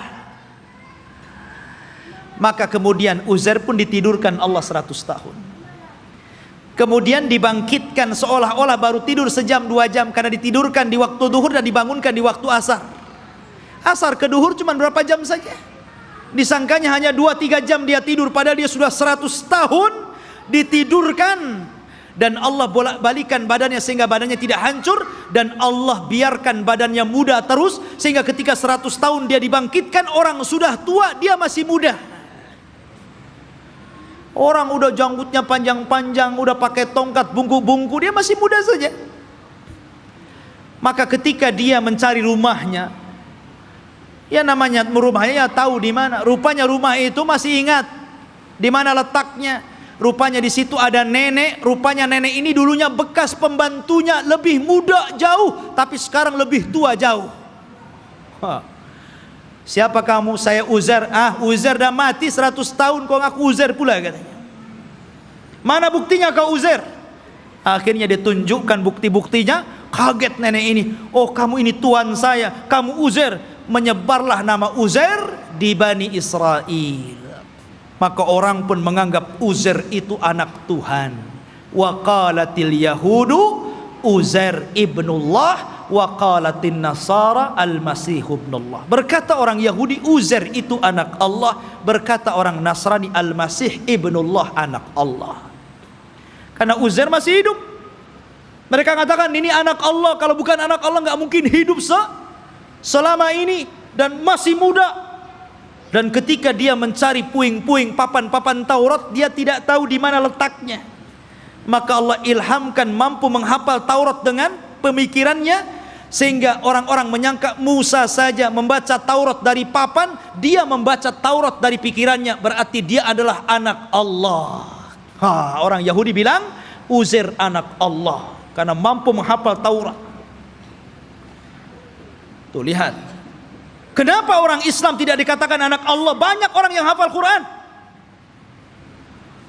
Anak kecil aja si Musa bisa hafal Quran. Kenapa enggak Musa anak Allah? Al-Quran itu luar biasa ikhwan. Semua bisa menghafal Al-Quran. Bisa Quran dihafal. Anak kecil bisa hafal Quran. Tapi enggak ada sejarah orang hafal Taurat. Enggak ada sejarah pastor hafal Injil. Enggak ada. Tapi Taurat dan Injil tidak bisa dihafal, tapi Quran bisa dihafal. Ini mukjizat namanya. Quran itu bisa, walaqad yassarna Qur'ana lidzikri. Allah mudahkan Quran itu untuk diingat. Ma'asyiral muslimin rahimani wa rahimakumullah. Maka itu kisah Nabi Uzair. Akhirnya kemudian Yahudi pun ditindas. Maka setelah kemudian zaman Bukhtun Nasr berlalu, datanglah Persia menyerbu dan menang. Maka orang-orang Yahudi dikembalikan ke Palestina. Setelah itu datang Romawi dan memenangkan Persia. Akhirnya orang Yahudi diperbudak lagi. Sebagian mereka hijrah sampai ke Madinah. Inilah sejarah kenapa dahulu di zaman Rasul ada orang-orang Yahudi di Madinah. Karena ketika Romawi berhasil mengarahkan Persia, maka orang-orang Yahudi banyak yang diperbudak, sebagian mereka lari. Dan mereka punya ramalan bahwa kelak akan muncul seorang nabi di tanah yang banyak pohon kurma, yang kemudian belakangan disebut Yathrib dan belakangan lagi disebut Madinah Al-Munawwarah. Berangkatlah mereka ke Madinah, suaka besar-besaran ya. Tapi kemudian setelah tahun 1700-an belakangan ke sini gitu kan, maka mulailah orang-orang menggagas untuk mengumpulkan orang Yahudi, kemudian mengumpulkan di Palestina. Kemudian pada tahun 1940-an gitu kan, barulah kemudian atas bantuan Inggris dan Amerika, akhirnya orang-orang Yahudi diresmikan untuk membuat negara sendiri yang sekarang disebut Israel. Israel, bukan Bani Israel. Karena kerajaan Israel ini ikhwan, itu berbeda dengan Yahudi. Itu dua pecahan yang berbeda ya. Yahudi ini dari keturunan Yahuda, kalau Israel berbeda. Karena Israel ini masih mengagungkan para nabi, tapi Yahudi itu membenci para nabi. Mereka lah yang membunuh Nabi Zakaria sehingga digergaji sampai mati. Dialah yang membunuh Nabi Yahya bin Zakaria, disembelihnya sampai mati. Dia pula mengklaim sudah membunuh Nabi Isa bin Maryam dan mengatakan anak zina dan dibunuhnya. Walaupun Al-Quran mengingkari terbunuhnya Isa dan mengatakan Isa tidak dibunuh, Isa disalib, Isa tidak disalib, dan Isa diserupakan bahkan dia diangkat ke langit. Tapi orang Yahudi mengklaim sudah membunuh Isa. Itulah kisahnya orang Yahudi. Jadi orang Yahudi yang sekarang ini hanya sandiwara orang-orang itu, orang-orang kafir, orang-orang Inggris dan Amerika saja. Mereka membuat cerita bahwa seolah-olah itu adalah tanah mereka. Demi Allah, sejengkal pun bukan tanah Yahudi. Bagaimana kemudian Donald Trump mengumumkan untuk memindahkan ibu kota Yerusalem sebagai ibu kota Israel dan akan mendirikan Israel Raya di atas Baitul Maqdis. Maka kita harus bangkit. Nggak bisa seperti itu. Satu jengkal pun mereka nggak punya tanah. Bagaimana mungkin kemudian mereka mengklaim ini tanah Yahudi? Dan di akhir zaman yang mereka ramalkan memang akan menjadi kenyataan. Mereka meramalkan setelah Haikal Sulaiman terbangun, maka akan diutus kepada mereka Imam Mahdi yang ditunggu-tunggu, namanya Dajjal. Dajjal itulah Imam Mahdi yang ditunggu-tunggu mereka. Makanya kita lihat simbol Zionis itu simbol mata. Karena Dajjal itu cuma satu matanya di sini. Makanya kemudian mereka menganggap bahwa itu Imam Mahdi mereka yang mereka tunggu. Makanya dalam Islam pun dibenarkan, karena kelak Dajjal itu akan diikuti 70.000 Yahudi Asfahan. Mereka akan mengikuti Dajjal. Tapi Dajjal tidak bisa diperangi oleh Imam Mahdi, karena terlalu kuat, pengikutnya banyak. Makanya kemudian Imam Mahdi terkepung di sebuah bukit. Akhirnya mereka pun harus kemudian bersembunyi di Bukit Tur, sampai Allah turunkan kepada mereka Isa bin Maryam, dan itu cita-citanya Nasrani. Jadi Nasrani ini mereka meyakini bahwa Isa akan turun. Isa yang mereka yakini sudah disalib dan sudah dibunuh, kemudian dihidupkan kembali setelah 30 hari, kemudian diangkat ke langit dan akan diturunkan di akhir zaman. Ini Nasrani ngakui. Dan Nasrani mengakui bahwa Isa ini kelak akan membunuh Dajjal dan akan memimpin dunia, dan dunia akan dikuasai Nasrani. Padahal Isa turun hanya tugasnya membunuh Dajjal, mematahkan salib, membunuh babi, dan menegakkan hukum sesuai dengan hukum Imam Mahdi yang notabene mengikuti ajaran Islam. Karena dia sholat di belakang Imam Mahdi. Isa turun di malam hari, di waktu subuh. Ketika itu orang-orang sudah putus asa melawan tentara Dajjal. Maka Isa mengatakan, aku berikan 3 pilihan kepada kalian, kepada tentaranya Imam Mahdi yang tinggal sedikit itu. Aku berdoa kepada Allah agar Allah kirimkan tentara lain bukan kalian, supaya mereka yang menghancurkan Dajjal, dan Dajjal akan meninggal. Yang kedua, atau aku berdoa kepada Allah untuk dikirim bencana besar, agar Dajjal terkena bencana dan pasukannya, sehingga kalian diselamatkan tanpa harus berperang. Atau yang terakhir, kita perang, saya pimpin kalian. Dan saya akan berdoa kepada Allah agar pasukan Dajjal tidak sanggup mengangkat senjata, kalian tinggal penggal lehernya, aku yang menghadapi Dajjal. Kata mereka yang ketiga enak nampaknya nih. Akhirnya mereka pilih yang ketiga. Berangkatlah setelah sholat subuh, mereka tinggal menggal kepala. Orang Yahudi, Nasrani, dan para pengikut Dajjal gak bisa apa-apa. Akhirnya mereka kalah, tunggang langgang, lari bersembunyi di batu. Batu bicara, hei ini Yahudi di belakang, bunuh dia. Lari di mana-mana, di setiap tempat dia sembunyi, makhluk Allah bicara di situ. Kecuali satu pohon yang tidak mau bicara, namanya pohon Gharqad. Hadis ini bocor kepada orang Yahudi, sehingga Yahudi nanam banyak-banyak pohon Gharqad di Israel. Tapi sayang kemarin kebakaran, nanam lagi dari awal. Ma'asyiral muslimin rahimani wa rahimakumullah, Gharqad ini gak mau ngomong ya. Makanya orang Yahudi, Gharqad ini bukan cemara, memang bentuknya kayak cemara, tapi cemara bukan Gharqad ya. Nanti antum pula lihat cemara ditebangnya, ini pohonnya Yahudi, nanti Yahudi sembunyi di sini katanya. Bukan, Gharqad lah, bukan cemara ya. Intinya ikhwatu fiddin yang dimuliakan Allah Azza wa Jalla, maka Dajjal berhadapan dengan Nabi Isa, dan Isa pun berhasil membunuh dan membawa kepalanya. Kemudian diberitahu kepada orang-orang bahwa dia telah membunuh Dajjal. Maka sebagian yang selamat dari orang-orang Nasrani kemudian beriman kepada Isa bin Maryam atas syariat Muhammad, sehingga Allah isyaratkan dalam Al-Quran, wa im min ahlil kitab illa la yu'minanna bihi qabla mautihi. Dan sebagian ahli kitab akan beriman kepada syariat Muhammad lewat Nabi Isa sebelum kematian Isa. Isa pun hidup selama 40 tahun. Di selang hidupnya inilah muncul fitnah yang lebih besar dibandingkan fitnah Dajjal. Fitnah apa?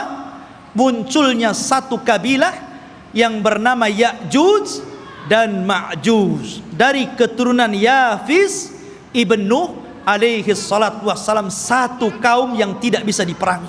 tidak bisa dibunuh, pasukan mereka banyak, satu dari kita 999 dari mereka.